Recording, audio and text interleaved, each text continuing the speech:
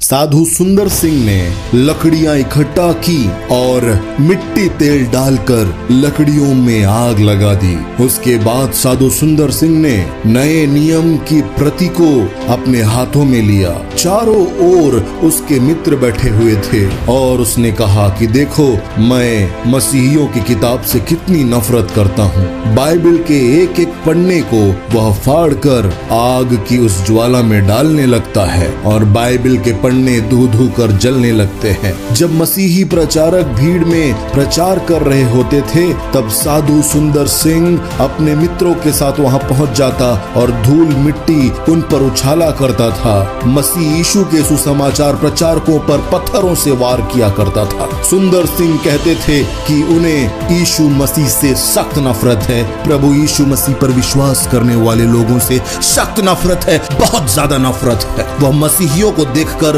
दांत पीसने लगता था। साधु सुंदर सिंह की गवाही का पहला भाग आप देखने जा रहे हैं इस चैनल में। मेरे चैनल में सामर्थ्य गवाहियां आती रहती हैं और आज उस श्रृंखला में प्रभु यीशु मसीह की अगुवाई के अनुसार लेकर आया हूं साधु सुंदर सिंह की गवाही। सुंदर सिंह की कहानी क्या है, आखिर ये गवाही कहां से शुरू होती है, उसके लिए हमें समय के पिछले पन्नों में जाना होगा। यह गवाही जो आप सुनने जा रहे हैं सन 1889 की गवाही है। सन 1889 का समय है। आज की यह गवाही जो आप साधु सुंदर सिंह के विषय में सुनने जा रहे हैं, यह चर्च को एक बहुत बड़ी शिक्षा देने जा रहा है। प्रभु यीशु मसीह के लोग जो इसे सुन रहे हैं, हाँ भाई आप जो इसे सुन रहे हो और हाँ बहन आप जो इसे सुन रही हैं, यह गवाही आपको सिखाएगी कि कैसे एक व्यक्ति ने त्याग, भक्ति और ध्यान के सदियों पुराने तरीकों से जीवित प्रभु यीशु मसीह की निकट उपस्थिति का वास्तविक अनुभव किया। पंजाब प्रांत के पटियाला रामपुर नामक गांव में सरदार शेर सिंह जी रहा करते थे और सरदार शेर सिंह जो थे एक बहुत बड़े जमींदार थे। उनके पास धन संपत्ति की कोई भी कमी नहीं थी और वे अपने समुदाय, अपने धर्म और अपने उस क्षेत्र में बड़े आदर और सम्मान प्राप्त करते हुए एक व्यक्तित्व थे। सरदार शेर सिंह की जो धर्म पत्नी थी वे बड़ी धार्मिक किस्म की महिला। सिखों के धर्म ग्रंथ गुरु ग्रंथ साहिब और हिंदू धर्म के धर्म ग्रंथों जैसे कि भागवत गीता आदि का पाठ किया करती थी सरदार शेर सिंह की पत्नी और इसी दंपति को एक संतान उत्पन्न होती है जिसका नाम सिख धर्म के नियमों के अनुसार सुंदर रखा गया और उनका उपनाम था सिंह, सुंदर सिंह। जब सुंदर पैदा हुआ तो चूंकि उनका घर धन संपत्ति से परिपूर्ण घर था, एक अच्छे घर में उनका जन्म हुआ, इसलिए एक त्योहार जैसा माहौल हो गया उस घर में। सारे परिवार के लोग, आसपास के गांव के लोग उस शिशु को देखने आने लगे, उस बच्चे को देखने आने लगे जिसका नाम सुंदर था। सुंदर अपने घर का सबसे छोटा बच्चा था, सबसे छोटा बेटा था, इसलिए सारा प्यार और दुलार उस पर उंडेला जा रहा था। छोटा सुंदर अब धीरे धीरे बड़ा होने लगता है। पिता की देखरेख और माँ की ममता की आंचल में सुंदर बड़ा होने लगता है। क्योंकि जैसा मैंने आपको बताया कि सुंदर की माँ अर्थात सरदार शेर सिंह जी की पत्नी बहुत धार्मिक प्रवृत्ति की महिला थी। इस कारण आसपास के क्षेत्र और परिवार के लोग उसे भक्तिन के नाम से पुकारते थे। एक ऐसी माँ जो धर्म के प्रति इतनी ज्यादा समर्पित है, धर्म ग्रंथों के प्रति समर्पित है, ईश्वर के प्रति समर्पित है, उसने अपने बेटे सुंदर को भी वही शिक्षा दी। उसने अपने बेटे सुंदर को कहा कि बेटे सुंदर सुनो, मैं चाहती हूँ कि इस दुनिया की धन दौलत और मोह माया के पीछे भागने से पहले तुम ईश्वर को ढूंढो। तुम अपने भाई बहनों की तरह नहीं बनना, पर तुम एक सच्चे साधु बनना। इसी उद्देश्य से सुंदर को भागवत गीता तथा अन्य शास्त्र जो हिंदू धर्म में पठन किए जाते हैं, छोटे सुंदर को उन धर्म ग्रंथों का ज्ञान दिलाने के लिए विख्यात पंडित सुंदर के घर में आया करते थे, जो सुंदर को संस्कृत भाषा का गहन ज्ञान दिया करते थे। इस तरह सुंदर संस्कृत का भी विशेषज्ञ हो रहा था। सुंदर के घर में सिख ग्रंथी भी आया करते थे जो उन्हें गुरुमुखी पढ़ाने और सिख धर्म की शिक्षा देने का कार्य किया करते थे। सिख धर्म और हिंदू धर्म के प्रभाव के कारण और अपनी माँ के द्वारा दी गई शिक्षा के कारण सुंदर को बचपन से यह आदत लग चुकी थी कि वह सुबह उठेगा, नहा धोकर शास्त्र शास्त्रों का अध्ययन करेगा, दैनिक जीवनचर्या के बाकी कार्य शास्त्रों के पठन के बाद ही किया करता था। सुंदर सिंह के बारे में मैं आपको एक बात बता दूं कि सुंदर सिंह जब 7 वर्ष के थे, उन्होंने भागवत गीता को मुखाग्र कर लिया था। पूरी भागवत गीता उनको याद हो चुकी थी, मुंह जबानी उन्हें याद हो चुकी थी। उनकी माँ सुंदर को साधु महात्माओं का आशीर्वाद लेने के लिए ले जाया करती थी। एक दिन ऐसा हुआ तब सुंदर सिंह की माँ ने सुंदर को एक महात्मा के पास ले जाने की ठानी। तब जब वह वहां पहुंची तो उस महात्मा सुंदर को देखते ही कहा कि यह एक दिन साधु बनेगा। उसकी माँ बड़ी प्रसन्न हुई। एक दिन सुंदर के पिता ने भी गांव में आए हुए एक मशहूर पुरोहित से पूछा कि पुरोहित जी, मेरा बेटा अक्सर ऐसे व्यवहार करता है जो साधारण नहीं, वो दूसरे बच्चों के समान नहीं है। वो अक्सर शांत और चुप बैठा रहता और प्रकृति की ओर देखकर उसे निहारा करता है। वो ईश्वर के बारे में बहुत कठिन प्रश्न पूछा करता है। धर्मों के बारे में उसके मन में ऐसे ऐसे सवाल आते हैं जो मैंने भी कभी नहीं सोचे थे पुरोहित जी। तब पुरोहित ने कहा, शेर सिंह जी सुनिए, मुझे लगता है कि तुम्हारा बेटा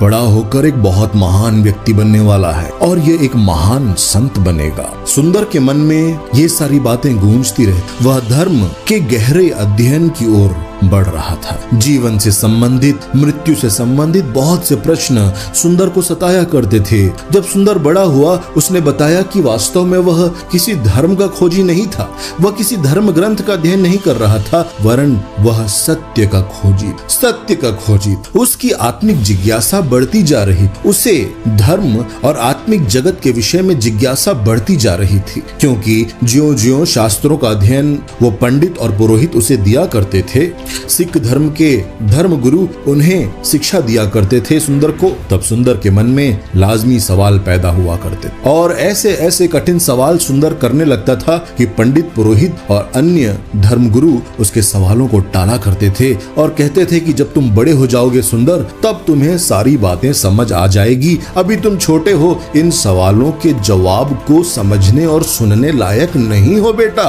सुंदर सिंह की जो माँ थी वो बहुत दयालु थी, प्रेम से भरी हुई महिला। सुंदर सिंह के बारे में उनके जानने वाले कहते हैं कि जब भी सुंदर सिंह अपनी माँ के बारे में बात किया करते थे, उनके चेहरे पर एक रोशनी छा जाती। वो अपनी माँ से बहुत प्यार और माँ से बहुत प्रभावित भी थे। सुंदर की माँ ने सिखाया था कि हर एक जरूरतमंद की मदद करना। एक बार सुंदर अपने पिता के साथ बाजार जाता है, वहाँ पर एक बूढ़ी महिला ठंड में ठिठुर रही होती है। तब सुंदर कहता है, पिताजी क्या इस बूढ़ी औरत की मदद नहीं कर सकते? क्या इसे कंबल नहीं दे सकते? इसे बहुत ज्यादा ठंड लग रही है पिताजी। तब सुंदर सिंह के पिता शेर सिंह ने कहा, हमने ऐसे लोगों की बहुत मदद की है सुंदर, और अब इसकी मदद किसी और को करने दो। तुम्हें क्या लगता है, क्या हमें इसकी मदद करनी चाहिए? और अगर हम ऐसे ही मदद करते रहेंगे तो हम कहीं के नहीं रह जाएंगे। सुंदर को बहुत बुरा लगा। सुंदर ने यह तय किया कि वो उस बूढ़ी औरत की मदद करेगा, इसलिए उसने अपने पिता के जेब से 5 रुपए चुरा लिए। लेकिन चोरी करने के बाद वह समझ गया कि उसने गलती की है। सुंदर के पिताजी को यह बात पता चली। सुंदर के पिताजी ने सुंदर को बुलाया और कहा कि मेरे जेब में जो 5 रुपए थे किसने चुराए? सुंदर ने कहा, पिताजी मैंने नहीं चुराए। तब सुंदर के पिताजी ने कहा, ठीक है तुम जाओ। लेकिन सुंदर अपने आप को माफ नहीं कर रहा था। रात भर उसे नींद नहीं आई कि मैंने अपने पिताजी से झूठ कैसे बोल दिया। अपने पिता से झूठ बोलना तो पाप है। वह सुबह सुबह अपने पिताजी के पास पहुंचा, उनके चरणों में गिर गया और कहा, पिताजी मैंने उस बूढ़ी औरत के मदद करने के उद्देश्य से आपके जेब से 5 रुपए चुरा लिए। सुंदर सिंह के पिताजी ने क्या किया होगा सोचिए। सुंदर सिंह के पिताजी ने छोटे सुंदर को अपने सीने से लगा लिया और कहा, बेटा मुझे तुझ पर गर्व है, तू मेरे खानदान का नाम ऊंचा करेगा, तू मेरे परिवार का नाम ऊंचा करेगा मेरे बेटे। मुझे तुझ पे गर्व है कि तू इंसान की मदद करता है, तेरे अंदर इंसानियत है, मानवता है। ये ले 5 रुपए और जाकर उस बूढ़ी औरत की सहायता कर। तब सुंदर सिंह बहुत प्रसन्न और उनके पिताजी भी बहुत खुश थे। यह सोच कर वो खुश हो रहे थे कि मेरा बेटा सच में एक दिन मेरे खानदान का नाम रोशन करेगा, मेरा नाम ऊंचा उठाए। सुंदर के पिताजी अर्थात सरदार शेर सिंह जी सोचने लगे कि अपने बेटे को अगर मुझे जीवन में सफल बनाना है तो उसको एक अच्छी पढ़ाई देनी हो। तो उसकी पढ़ाई और लिखाई के विचार विमर्श में वह अपने परिवार से डिस्कशन करता है और सुंदर के पिता को पता चलता है कि प्रेस्बिटेरियन मिशन ने अर्थात मसीही लोगों ने रामपुर गांव में, उन्हीं के गांव में छोटा सा एक प्राइमरी स्कूल खोला है, एक प्राथमिक विद्यालय खोला है और सुंदर के पिता ने सुंदर का दाखिला उसी क्रिश्चियन प्राइमरी स्कूल में करा दिया जो कि प्रेस्बिटेरियन मिशन के द्वारा खोला गया। सुंदर पढ़ाई में आगे बढ़ने लगा, लेकिन उसी दौरान जब वह लगभग 13-14 वर्ष का ही था, सुंदर की माँ की मृत्यु हो गई और उसके कुछ दिन पहले ही सुंदर के भाई की भी मृत्यु हो गई। अपने जीवन के इन कठिन समयों से गुजरते हुए सुंदर की आत्मा अंदर तक फट चुकी। सुंदर की माँ की मृत्यु ने सुंदर सिंह को पूरी तरह से तोड़ कर रख दिया था, क्योंकि यही वो माँ थी जो उसे हिम्मत देती, जो उसे ताकत देती, जो उसके जीवन में आगे बढ़ने का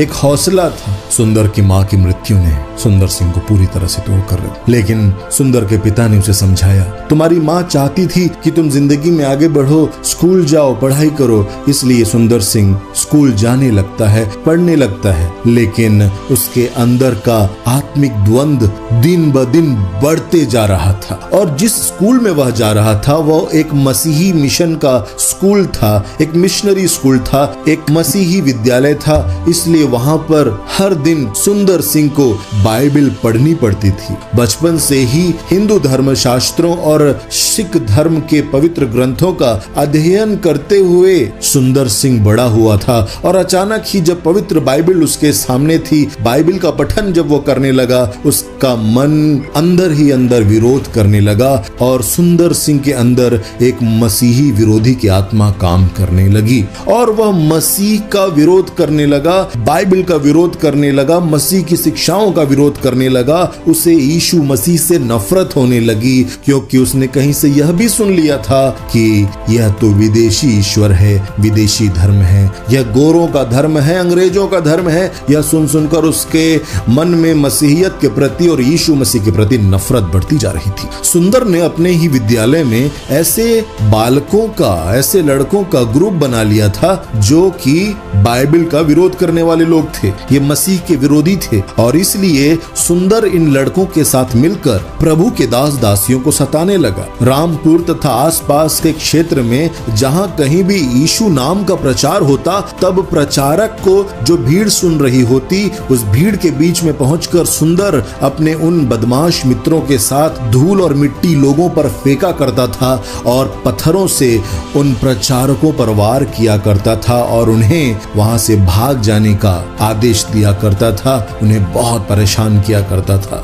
सुंदर के पिताजी को यह बात पता नहीं चली कि सुंदर इस तरह की हरकतें कर रहा है। सुंदर सिंह जो 15-16 साल का एक लड़का है, वह ईसाइयों से बहुत चिढ़ता था, मसीही धर्म से बहुत चिढ़ता था और इतना चिढ़ने लगा कि उसने वह मसीही स्कूल छोड़कर, वह मिशन का स्कूल छोड़कर अपने आप का खुद का दाखिला करवा लिया। वहां से कई किलोमीटर दूर स्थित एक सरकारी स्कूल में, क्योंकि वो मिशन के स्कूल में नहीं पढ़ना चाहता था, उसके अंदर इतनी नफरत थी बाइबल के लिए और यीशु मसीह। एक बार की बात है कि जब सुंदर सिंह रास्ते से जा रहा था, एक मसीही, एक प्रभु के दास की परछाई उसके ऊपर पड़ गई। सुंदर सिंह को लगा कि वह अशुद्ध हो गया है और वह 3 घंटे तक रगड़ रगड़ कर नहाते रहा, यह सोचकर कि एक मसीही की परछाई मुझ पर पड़ गई है, इसलिए मैं अशुद्ध हो गया हूं और अपने आप को शुद्ध करने के उद्देश्य से नहाने लगा। वह एक दिन स्कूल गया, उस मिशन स्कूल के, और वहां के हेडमास्टर से कहा कि मुझे बाइबल की एक प्रति चाहिए।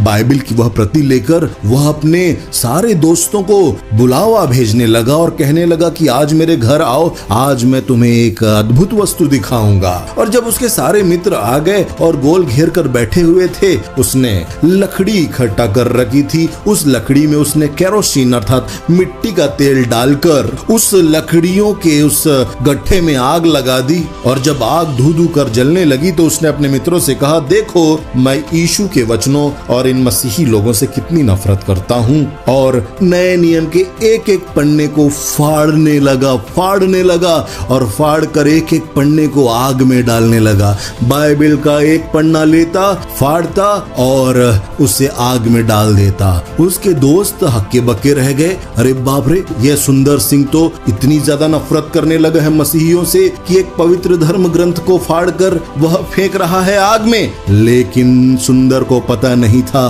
कि जिस बाइबल को वह फाड़ रहा है वह जीवते परमेश्वर का वचन है, और जिस वचन को वह फाड़ कर आग में डाल रहा है, एक दिन यह बाइबल इतनी शक्ति रखती है, इस बाइबल में इतनी ताकत है। जिस आग में उन बाइबल के पन्नों को सुंदर डाल रहा था, एक दिन इस बाइबल को पढ़ने के बाद उसके हृदय में आग लगने वाली थी, पवित्र आत्मा की आग लगने वाली थी। जब वह बाइबल को जला रहा था, उसके पिताजी ने दूर से देखा यह क्या हो रहा है, ये घर के बीचों बीच कौन आग लगा रहा है। जब पहुंचा, उसके पिता वहां पहुंचे, शेर सिंह वहां पहुंचे, तो शेर सिंह को बड़ा क्रोध आया। शेर सिंह जी ने कहा, सुंदर ये तुम क्या कर रहे हो? अगर तुम्हारी माँ जीवित होती तो उन्हें यह काम बिल्कुल भी पसंद नहीं आता। क्या तुम्हारी माँ ने यही सिखाया था? क्या तुम्हारी माँ ने प्रेम और सम्मान नहीं सिखाया था? हर धर्मों का आदर करना चाहिए नहीं सिखाया था? ये तुम क्या कर रहे हो सुंदर? ये गलत बात है सुंदर। लेकिन सुंदर को कोई फर्क नहीं पड़ा। उसने आंखें उठाकर अपने पिता को देखना भी नहीं सही समझा,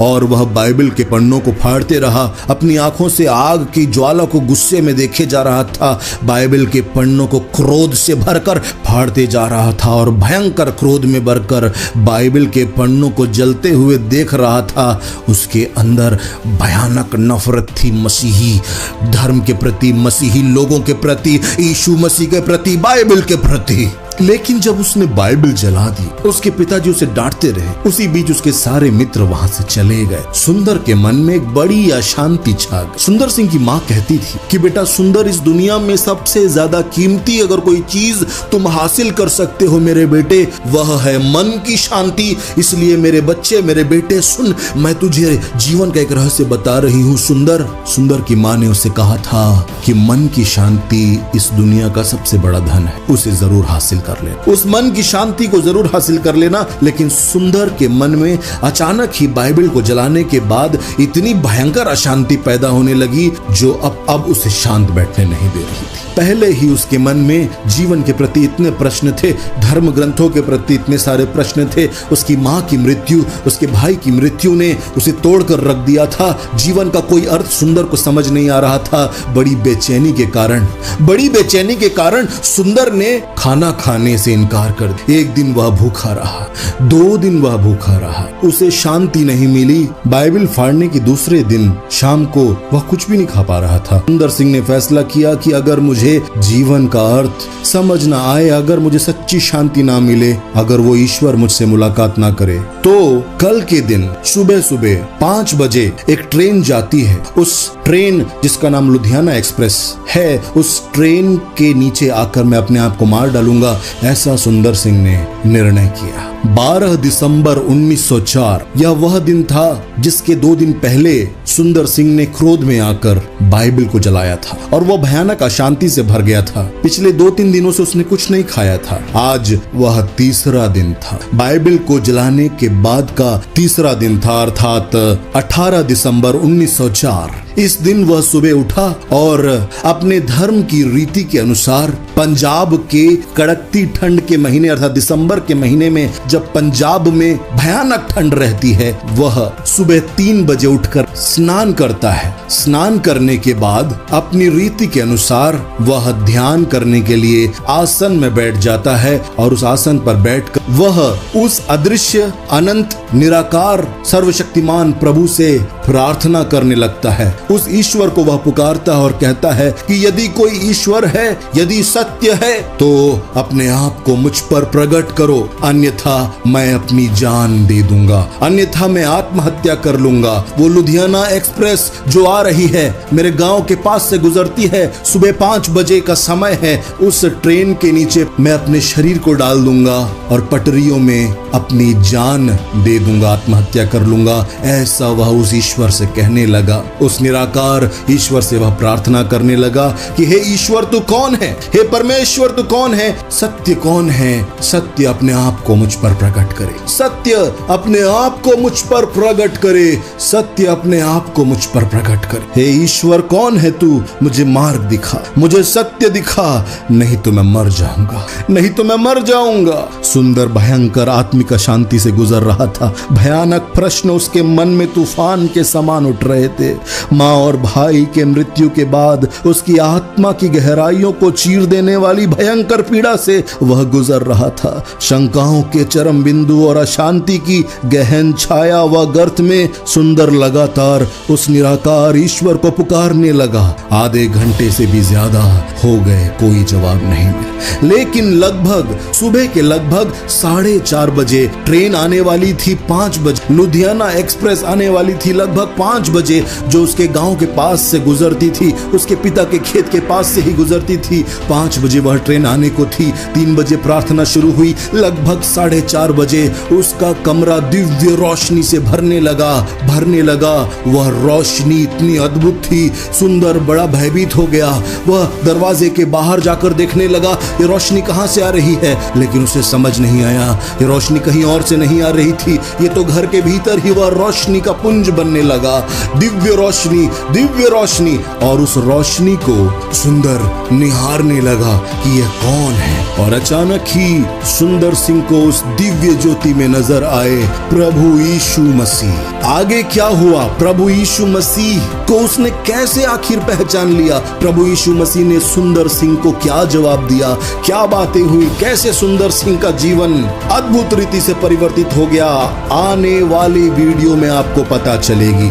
ये वीडियो ज्यादा लंबी ना हो जाए, इसलिए हमने अगले भाग में बाकी शेष बातों को लाने का फैसला किया है। इसलिए आपको अगली वीडियो का इंतजार करना पड़ेगा और सब्सक्राइब कर लीजिए हमारे चैनल को।